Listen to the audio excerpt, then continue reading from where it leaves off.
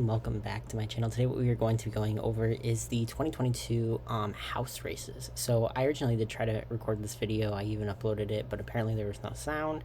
So this is my second time around just kind of going through these races. This is going to be my prediction as of October 26th, 2022.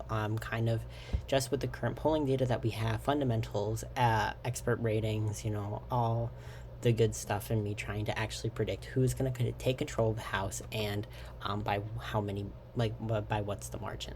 So what I have here on your screen is a majority of the seats that I think are not competitive, seats that I just generally don't see going in the direction of the other party. I know it might be controversial that I have some seats here, like I believe that's Connecticut's second on here. Along with Alaska. Alaska is probably going to be the most controversial of the ones that I have on here.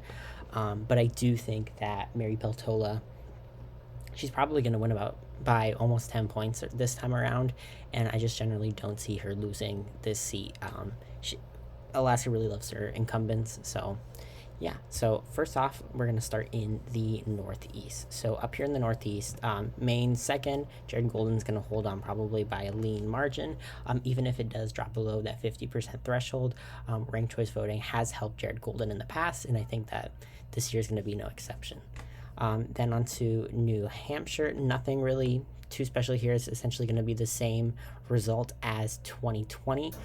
Just Chris Papa is probably getting a bit closer with his Republican challenger being pretty notable, and the Republicans heavily focusing on that first seat. The next seat that we're going to go over is Rhode Island second.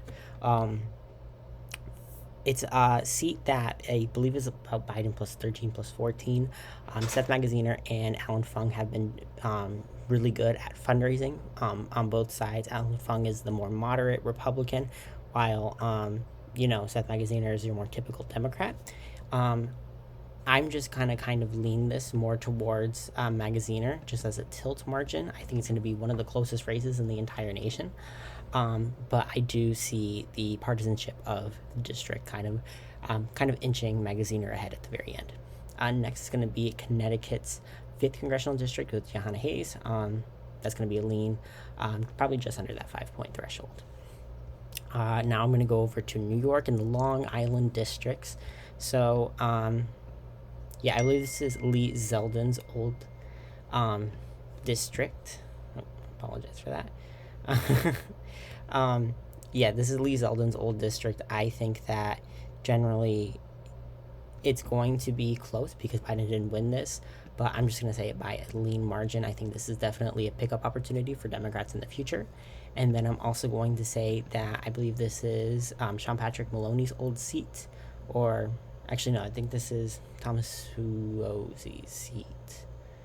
I don't know, I confuse a lot of these New York Democrats, but I think that it's going to be a lean margin just because it is an open seat. Did not go to Biden by a substantial margin. I think it was like maybe 8-9 points, but I still do think that the Democrats are going to retain it at the very end of the day.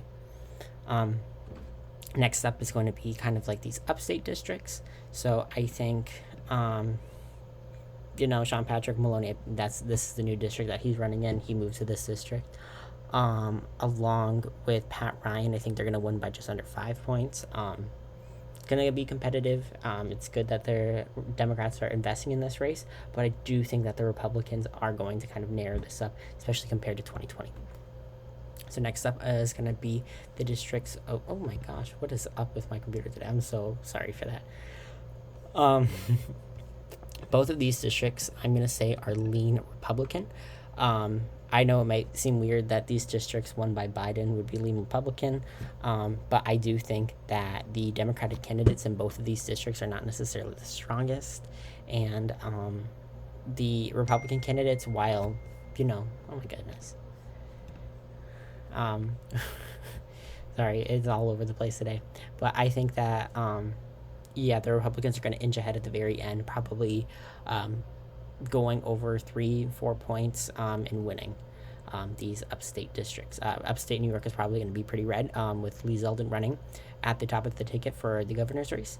So I think it potentially is going to have some down ballot implications as well, even though kind of statewide elections do not necessarily translate to federal elections per se. Next up is going to be kind of New Jersey's only competitive race this year on the 7th, Malinowski and Kayne. I think that Kayne is going to win at the very end of the day, just under 5 points. I can see why some people would say that this is just a pure toss-up district, but I do think that the partisanship of the district, I think that Malinowski's not really a very popular Democrat in this district. And just the way that New Jersey is, especially with that governor's race really tightening up in 2021, I'm going to say it's going to go towards the Republicans. So next up is going to be Pennsylvania. They have a few, oh my goodness. They have a few competitive districts here.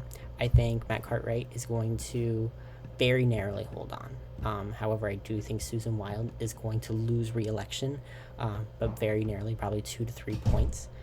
Just because of the partisanship of these districts and just the fact that this is going to be a national environment that's about R+2, R+3, and I don't really see her holding on. She's not like a massive favorite in the Democratic Party per se. She doesn't have that kind of star power that a lot of these other toss-up race incumbents have.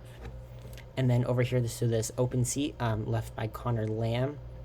I'm going to say this is a tilt Democratic seat. This is probably one of those, again, pure toss-up races, similar to Rhode Island 2nd, but I'm just going to kind of give it to the Democrats for this, just because, Pittsburgh is going to be a district, or not a district, the city that is going to have a lot of support this year, especially with Fetterman on the ticket, and I think that could potentially help bring the Democratic candidate over the edge. Alrighty, and now we're going to go to the state of Maryland. So, David Trone's seat was kind of redistricted to be significantly more Republican, just as the I think it was the Supreme Court. They ensured that this was a significantly fair map compared to 2010 to 2020. And I think that this definitely did not help him in any ways, and I think it's going to probably narrow up to under 5 points, but he is probably not going to lose re-election at all. Yes. And then going on to the state of Virginia, I think that, these are going to be seats kind of generally in the same realm that they were in 2020, except Elaine Luria is probably going to lose re-election to Kiggins. She just doesn't have that star power behind her in the fundraising. North Carolina, just kind of as you would expect, I think Don Davis's seat, or old seat, going to be a little closer than typical, but, and then Bo Hines is going to win, of course. Georgia Stanford Bishop, he's winning. I don't even really need to talk about that. Down here in Florida, Annette Taddeo. Annette Taddeo, I think that she's going to get it close, but Salazar's probably going to win at the very end of the day. It's Miami. There's going to be very uncompetitive districts at the top of the ticket with DeSantis and Rubio, so I don't see that really going towards the Democratic's favor. In Ohio, again, a bit of a weird dynamic here. I do think that Kaptur is going to hold onto her seat, but with these other kind of newly competitive districts, I think that they are going to go leaning towards the Republicans. I think that the Republicans are going to do pretty well in Ohio, especially as the trend spread. However, in the state of Michigan, I think all of these competitive districts are going to be lean Democrat. I think the Democrats are all pretty solid candidates. They all have good fundraising, and I can definitely see them be pushed over the line. In Indiana, Frank Mervyn, I think that's his name. I think he is probably going to narrowly hold on by a lean margin. Same with Sean Casten over here in Illinois. Just kind of weirdly kind of Republican areas. I don't really know how to describe it. In Illinois, this upper district here, probably going to be tilt Republican. It's a very weird race to predict. However, this bottom seat over here is going to be lean just because they're both open. They don't have like a crazy amount of incumbency or anything to factor into that. So over here in Iowa, I think Sydney Axon's going to very narrowly lose, even though she was ahead in that Des Moines Register poll. I just don't see her winning, to be frank. However, I do think Angie Craig is going to win up here in Minnesota. I don't think her debate performance really helped her, but I could definitely see the case for her retaining significantly more. Don Bacon, actually, I don't think he's going to win re-election. I think he's narrowly going to lose, just because this is Nebraska. Nebraska's been trending a bit more blue in recent years, and I think that generally it's going to be a state that most people are kind of sleeping on, and especially with the second district. In the state of Kansas, I think it's going to be a lean district for Sharice Davids. Kind of closing in with the other half of the country.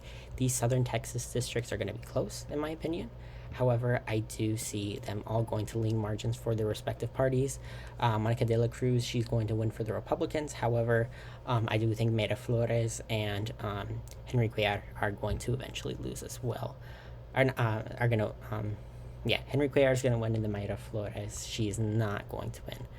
Just because of kind of how South Texas is, I think that it's not going to continue to trend in a super Republican direction. New Mexico, I do think that Harrell is going to win, just because of incumbency. Similarly, in the state of Arizona, I don't think that the Democrats have been doing pretty well in these areas. Alongside Colorado, open seats over here, I think that Krueger-Meyer is going to win in this new district up here in Colorado. So the Republicans have now taken the lead. They've gained control of the House. They're still not finished, however.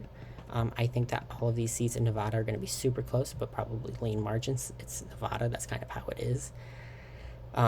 In these Southern California districts, I think Ken Calvert's going to have the re-election race of his lifetime. This is going to be a super close race. However, I do think Michelle Steele is going to very narrowly hold on, along with Katie Porter and Mike Levin. Narrow holds for the Democrats. Additionally, oh my gosh, my computer today. I think that Mark Garcia is going to very narrowly hold on. However, Mike Velado is not going to. I can kind of see the case that this is going to be, again, a time that he loses. He could potentially come back in 2024, though. Over here in this district up here in kind of this mid-central California region, the Republicans haven't really been putting up too much of a fight, so I don't really see them winning. Over here in Oregon, very competitive races.